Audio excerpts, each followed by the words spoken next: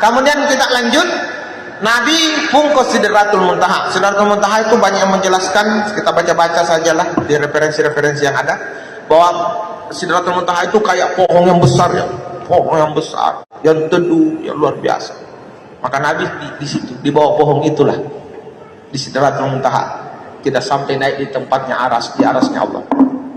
Di Sidratul Muntaha itu, disitulah Nabi dialog dengan Allah, dan akhirnya pun hasil dialog itu adalah sholat 50 waktu, bukan sholat 50 rakaat, bukan sholat 50 waktu, sholat 50 waktu sehari semalam. Nabi terima dong, karena dikatakan bahwa sholat ini kuncinya surga, dan Nabi sangat berharap umatnya masuk surga dan tidak masuk neraka, karena Nabi sudah saksikan gimana surga, gimana neraka. Di dalam surga Nabi melihat ada orang yang menanam 1 biji, 2 biji, 3 biji. Arti yang kata apa? Orang menanam dalam surga itu, tanam seketika itu, tumbuh seketika itu, berbuah seketika itu, dan akhirnya panennya pun tidak pernah lagi berakhir, terus panen. Satu kali nanam, panen terus menerus. Itu sampai Nabi bilang, kalau masuk umatku nanti semua di surga ini tidak akan pernah habis nikmat. Satu kali berbuat, panen terus nikmatnya. Makanya Nabi senang ketika dikasih sholat 50 kali, 50 kali sehari semalam, Pak, karena Nabi bilang inilah kuncinya surga itu. Tapi seketika turun, Nabi Ibrahim cuma bilang, kau beruntung Muhammad, apa kuncinya surga. Nabi Musa mengingatkan di langit ke-6, Muhammad, apa yang kau dapat? Saya dapat ini perintah sholat untuk umatku 50 kali sehari semalam. Wih, banyak kali itu Muhammad.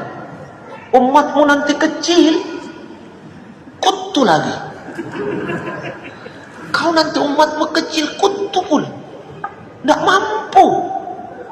Jadi gimana Nabi Musa? Kau naiklah, minta dikurangi, naik lagi kurang 5, naik lagi kurang 5, sampai tinggal 5, sampai tinggal 5, Pak. Masih disuruh sama Nabi Musa, Muhammad, kau harus yakin Muhammad, ya 5 ini saja pasti berat nanti sama umatmu, karena saya tahu umatmu nanti kecil-kecil Muhammad, kutu pula. Jadi kau kembalilah, minta lagi dikurangi. Tapi Nabi takut, karena pengalaman sebelumnya dikurangi 5, ini tinggal 5. Kalau naik dikurangi 5, hilang kuncinya surga.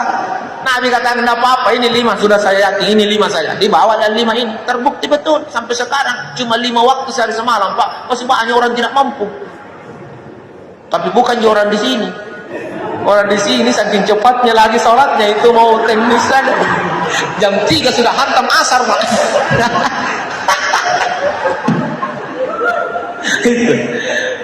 Iya.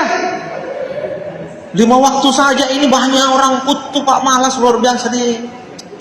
Saya bilang, apa yang kau adakan kalau tidak sholat kau, bos? Kau kira pangkatmu itu bisa masukkan kau ke surga? Apapun pangkatmu di dunia tidak bisa banding dengan sholat. Pangkat akan kau tinggal, sementara sholat akan kau bawa. Mana yang kau lebih pentingkan, yang mau dibawa atau yang mau ditinggal, Pak? Pasti yang mau dibawa, ya kan? Harta kekayaanmu itu tidak ada apa-apanya kalau dibanding sholat, karena hartamu akan kau tinggal, sholat kau bawa. Makanya saya biasa bilang ketika saya sampaikan pengajian di anak-anak muda, di majelis taklim atau di remaja-remaja masjid, saya katakan, nak muda, kau nanti katanya sukses sudah bisa dapat gelar SAG, MPD, FROP. Tapi apa artinya itu kalau kau tidak sholat?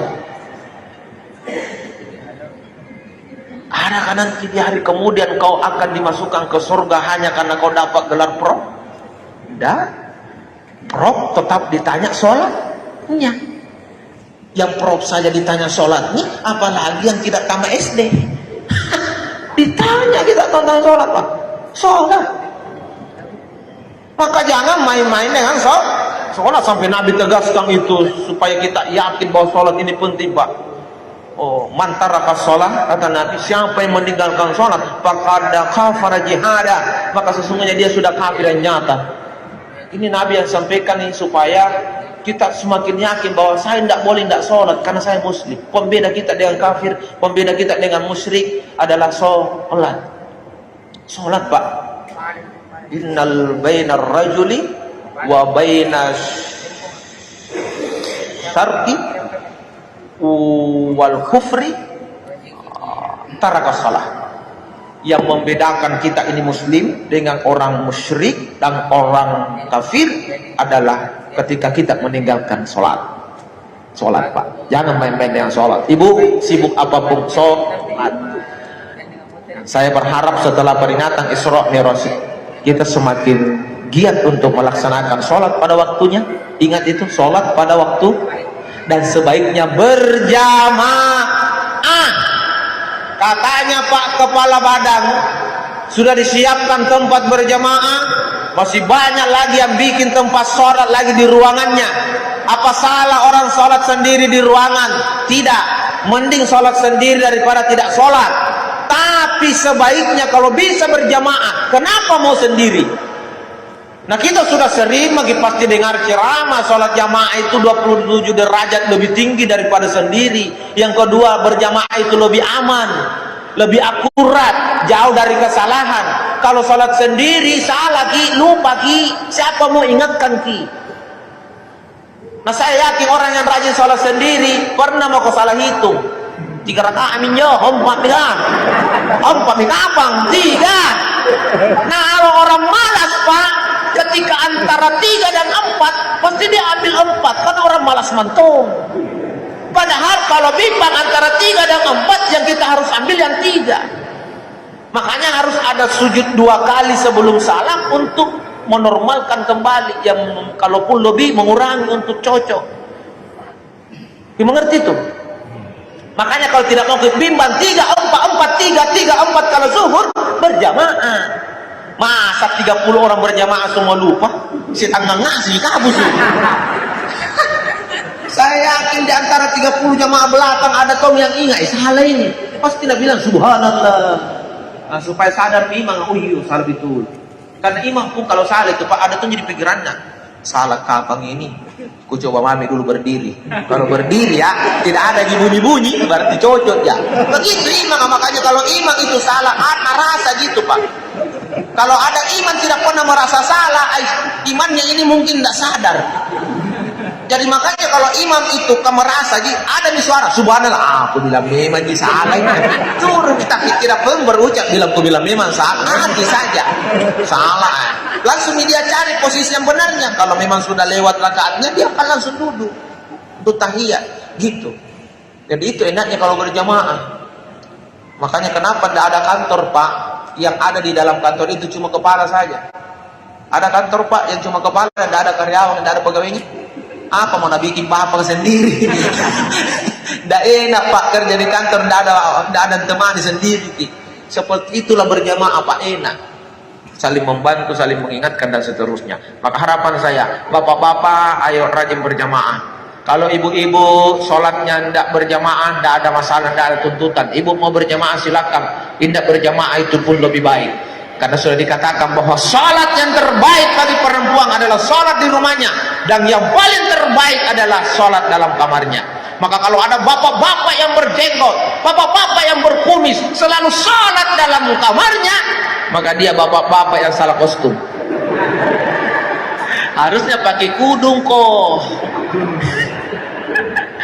Gimana ini bahasa kok? Iya, salat yang baik bagi perempuan di rumah, salat yang terbaik itu di dalam kamar. Maka kalau bapak-bapak yang kumis salat dalam kamar, ini bapak-bapak salah kostum. Harusnya bapak pakai kudung. Gitu, itu ya. Jadi mudah-mudahan semangat kita untuk melaksanakan ibadah sholat sebagai hadiah oleh-oleh dari Isra Mi'raj ini semakin meningkat, semakin kita perhatikan waktu-waktu sholat. Dan yang paling saya harap mudah-mudahan suatu saat saya bisa kembali lagi ke sini. Hah? Kenapa gitu?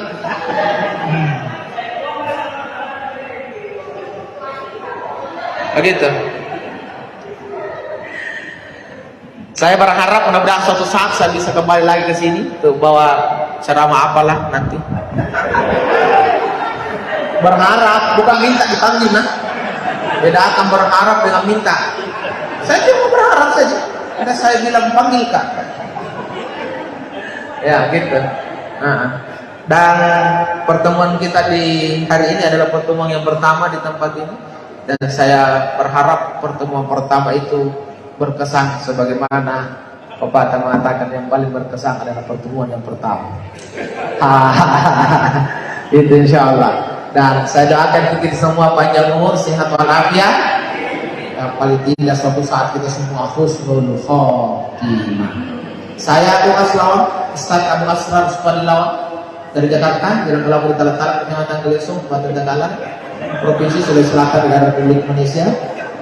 Ikuti saya di channel YouTube Bu Aslawan yang tahu bahasa Makassar, silahkan ikuti karena isi ceramah saya sebenarnya Makassar ya. Baru kali ini saya ceramah hampir full bahasa Indonesia karena saya tadi bertanya yang hadir ini siapa-siapa, bilang ada dari Jawa, ada dari Bugis.